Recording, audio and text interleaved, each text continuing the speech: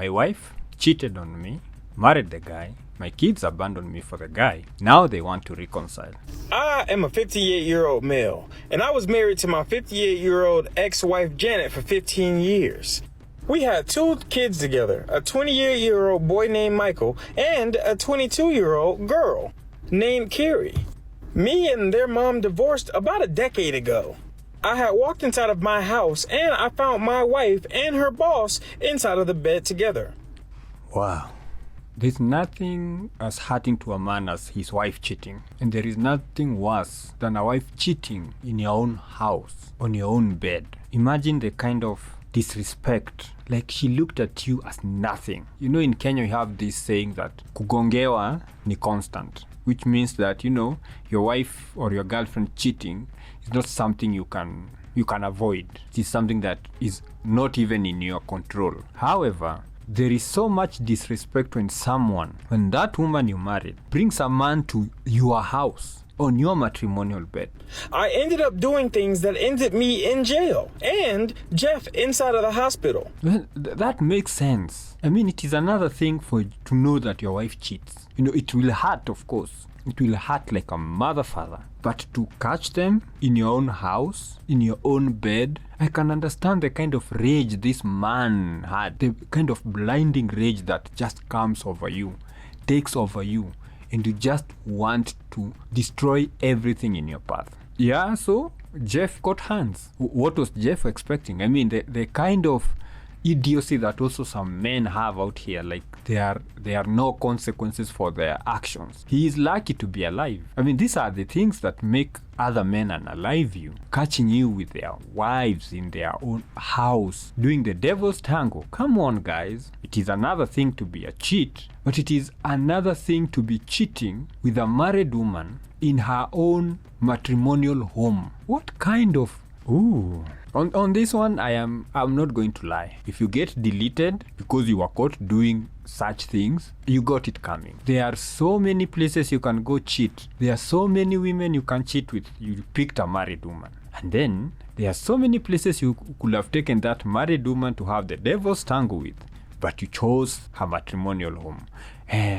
Now that's just asking for promotion to glory. That's just asking somebody to send you to heaven. That's just asking for an express ticket to heaven. So Jeff caught hands, and I'm very sure also the wife also caught hands, because you know women, you can't stay in your lane. You've decided to do some egregious shit, and then when you are caught and when the man is dealing with whoever is in his house, I get the woman is the one who is problematic here. And this man giving Jeff hands, Jeff has to catch some hands. Jeff just has to catch some hands for being stupid enough to come and cheat in my own house. Sleep with my wife in my own house. I mean, if it would have been at some other place, maybe Jeff would not have caught hands. His biggest mistake was coming to do his thing in my own house. That's the main reason why Jeff is catching hands. Because in this whole scenario, should have been the wife catching hands. In me doing those actions, my wife at the time tried to defend her affair partner, and she ended up taking some blows as well. Huh? Yeah? I mean, women, when two men are having a conversation, a heated conversation that involves hands, the best place for you to be is not even be in that room. Don't defend him, don't defend whoever he's dealing with, just let them have the conversation. Let them have the manly conversation. Let them come to an agreement. If you come into the conversation, then it's going to include you too. You're going to catch some hands too. Now, unfortunately, this woman is coming to defend the person she's cheating with. This guy is already enraged enough that Jeff is catching hands. But now the woman is here defending Jeff. Well, you're catching hands too. While I was in jail, my wife had put out a protective custody against me. Here's the thing. She wouldn't have had any damage if she didn't get in the way. I was just going after the man, her boss, and she tried to defend him. And it didn't work. My mom ended up bailing me out of jail, and over that next year, I lost everything. I lost my wife. I lost my job. I lost my dignity. I had to move back in with my mom. Well, this is an American thing or a Western thing. Here in Kenya, if you find a man with your wife and he catches hands, you might get arrested for assault. But I don't think that case is going anywhere. Even the police will be like, where were you? In the man's house? Doing what? With who? You are lucky to be alive. You are so lucky to be alive. That's what the police will tell you. You are lucky to be alive. We ended up going into a custody battle, and I lost. Well, now the wife is taking advantage of the situation, of course, now to turn also the kids against the husband. That is what happens. You made the mistake as a woman. You were busted by your husband. You caught some hands by trying to interfere with the conversation the men were having. Sometimes as men, if you find yourself in such a situation, I know the overriding emotion is to hurt people. But you have to understand where you are. You are the one who was victimized. But now, because you broke some laws, now the law comes in and starts dealing with you. Now you are in jail. You need to be bailed out. And then, of course, when you are in jail, if you are working now, your employer is not going to wait for you to deal with your shit. Your employer is just going to get the next person. You know, they are in business. They are not there to wait for you. So now you've lost your job. You've lost your source of income. And now you've opened up yourself, or you've put yourself in a position where now the woman has taken up protective custody against you. So that means that you can't go near them. She's now the one with the kids. And now she has the opportunity to tell them whatever, change the narrative, do all this shit. Anyway, so the man lost everything. Why? Because the woman could not keep her legs shut. And who was she cheating with? The boss. I have so many things to say about working wives, but maybe that's for another video. Under the pretense that my kids thought that the reason my wife ran to another man was because I was doing what ended up happening to her consistently. So now the woman has convinced not only the judge, but the kids that she was in an abusive relationship. Why? Because she caught hands when she was caught cheating. The main problem with the Western system is that it is Western. It is gynocentric. It is all about the woman is the victim, the man is the oppressor. There's just some pussy-whipped judge, probably if it was a man, who sat there and was like, oh my God, you are not supposed to do that to a woman. I caught her cheating in my own house. She's going to catch hands.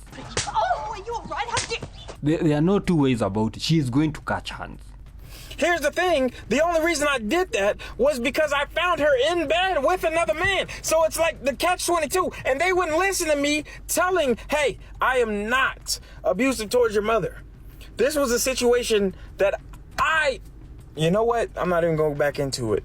Just know my kids did not come with me during the custody loss battle.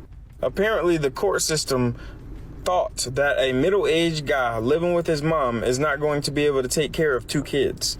So I didn't even get 50-50 custody. Yeah, so the court decided this cheating woman, this woman who has the audacity to bring another man into her matrimonial home, is good enough to be, a parent, to have custody of kids. But this man who was victimized, this man who, in a fit of rage, had a conversation with the guy, and then the woman got into the conversation and she got a good talking to. Now the courts have decided that the victim here now is the woman.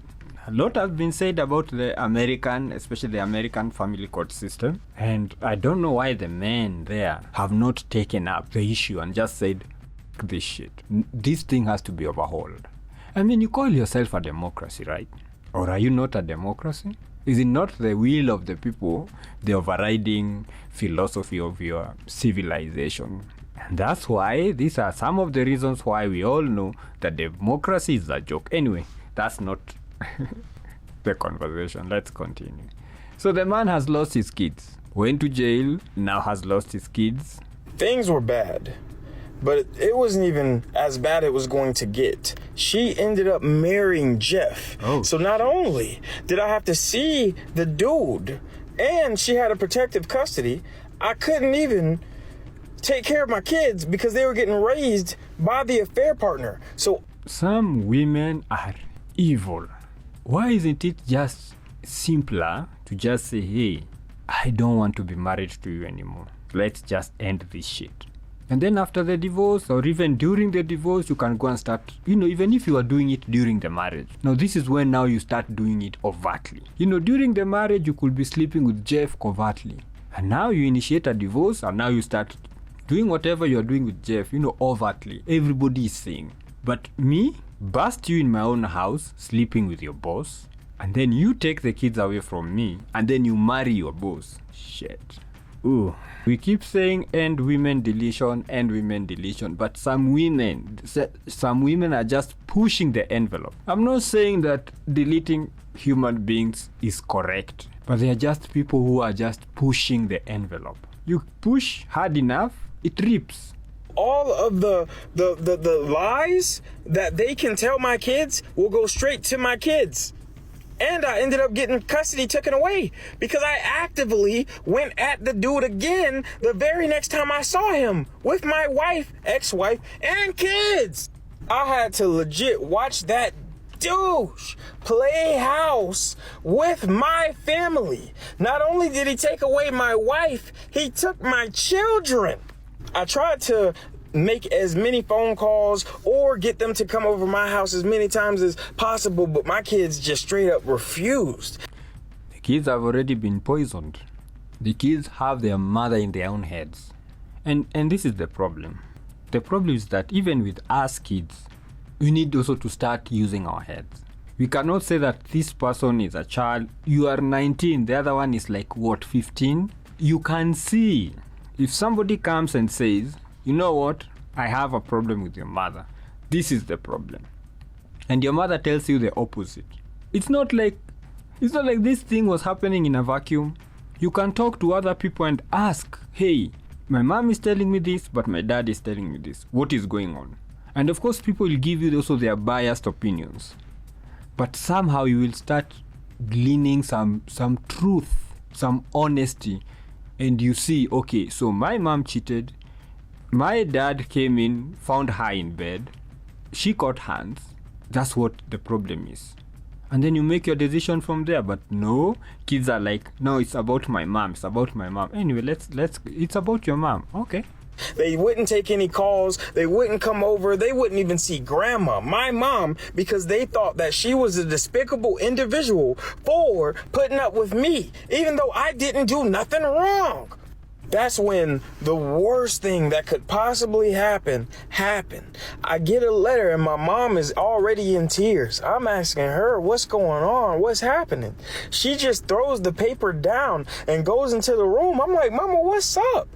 On the paper, my kids wrote me an official letter asking, darn near begging for me to give up my custody rights so that Jeff can adopt them and they can have a real father they can be proud of. Them kids. Them kids. You know, as a man, it gets to a point where you're like, nah, kid. I don't even know if you are mine. Right now, I'm questioning everything. Kid. How do you do this to your old man? So now you no longer want him to be your father, right? Now you want the person who your mom was cheating with, who ended up marrying him, not to be your father, right? And these are not like 9-year-old, 10-year-old. These are upper teens. God damn. What kind of kids are these? What kind of kids were you guys raising? Oh, no, them kids. I was shocked. What was this shit? I had refused as long as I could. Nah, just tell them, okay, go have a father, and you're dead to me. I no longer have kids, nothing. Go have your father. And then my mother ended up passing away. And when I saw that there was nobody at the funeral but me and her loved ones, my kids didn't even come, I knew that they was not my kids. Yeah, them kids. You are dead to me. Now you're 10 times, a million times dead. I'm not looking at you when I meet you in the streets. I don't give a fuck. You die, I don't care. You are in an accident, you are in hospital, I don't give a fuck. Shit. Like, I can imagine how much hurt this man was going through. Like, what? You want to be adopted by this guy, and now you won't even come to your own grandma's funeral. So that means you've washed your hands clean. You no longer see me as part of your family. Then I'm going to do the exact same thing. I don't know you. I'm not going to recognize you as anyone. You are dead to me. They was not family. And that little glimpse of attachment that I had towards individuals that I was the sperm donor for, it was gone. My son was 17 and my daughter was 15 at the time. They wasn't kids. These are They grown wasn't girls. young enough to not know what was going on. They made an active decision and chose not to show up. My mother loved them kids with all their heart, with all of her heart. And she was devastated that I had lost them because that meant she lost them too. And in her last couple of years, I thought there was a glimpse of hope. But when that hope never came, I knew it was just over. After the funeral, like a week later, I had called Janet letting her know that I signed. I gave up my rights. And on the exact same day I buried my mom, I pretty much buried my kids too. It has been 7 years of no contact since that day. No attempt, no look, no The kids are dead to me. I have no kids. happy birthday, no Father's Day, no Christmas, no nothing. No type of information from these kids. I have built myself up since then. I got a better job, a newer home, and I am really in the mindset of just being perfectly content with who I am. I haven't given those kids a thought in years. That was until a couple days ago when I had got a message from Michael saying that him and Carrie wanted to talk to me. Fuck you. I don't know you. Why do you want to talk to me? I don't know you. I had blocked them and moved on my day. Then I got a message from Carrie. I blocked that message too. They tried to call me and I wasn't answering. But then they showed up at my home. And that right there is the bad thing about small towns, because everybody know where you live, especially when you go to the grocery store and talk to people. That's why I had to be like, I gotta stop talking to motherfuckers. When they showed up at my house, I told them both to leave. Exactly. Get the fuck out of my house. I don't know who you are. Get away from me. I will call the police on you. I swear I will call the police on you for harassment. Maybe try convincing the police how you are my kids. I don't know you. Nah, you're getting your ass to jail. Both tried to apologize. Nah, apologize for fuck you. Get the fuck away. And I told them Washingtons, which is Jeff's last name, aren't welcome on this property. Y'all gotta go. They tried to continuously talk to me about a situation. I said, no, I'm calling the police. Exactly. That's when they... Call the police on them. Let them know they are not welcome. These people are harassing me. Get a restraining order against them. These people are harassing me. I don't know them. I don't know who they think they are. Can you get these people away from this house? They actually turned around and started to leave. And I felt a big lump of relief inside of my chest. I haven't talked to them since, but ever since then, I've talked to friends and coworkers about the situation, and they say that I am the a-hole. Cut all of them off. If I tell you what I did and you tell me I'm the asshole, we are no longer friends. Say that I am wrong.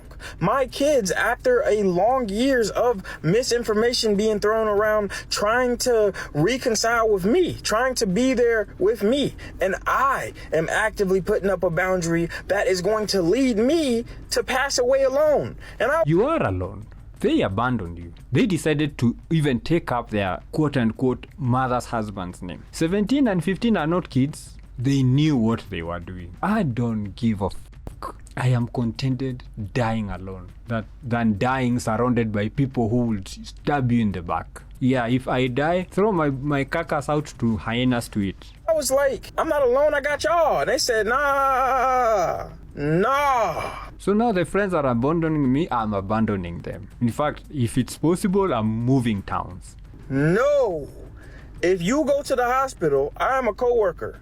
I still got to go to work. If anything, I'm not even going to send you any of my off days that I have saved up because I want to use them in my retirement. We ain't that close enough friends. You need to be there for your kids. They are not my kids. And love your kids. And They are not my kids. I was sitting there like, maybe this lady tripping, but maybe I am wrong. So You asked a woman? This man is stupid. Are you a fucking idiot? You asked a woman? Ralph. No wonder your wife cheated on you then. You don't have brains. Ralph. So, am I the a-hole for not forgiving my kids? Or should I lower the amount of boundaries that I have so that going into my 60s, I'm not... Fuck them kids. And also stop asking women shit. Don't you have male friends? Don't you have male co-workers? And even if you have them and they tell you nonsense, just cut them off. They say that you're co-workers, right? So keep that boundary. If you die alone, you die alone. It's okay. At least you're dying with everyone who cares about you around you, which is zero. Anyway, that was it for me. Subscribe. If not, You're a bitch.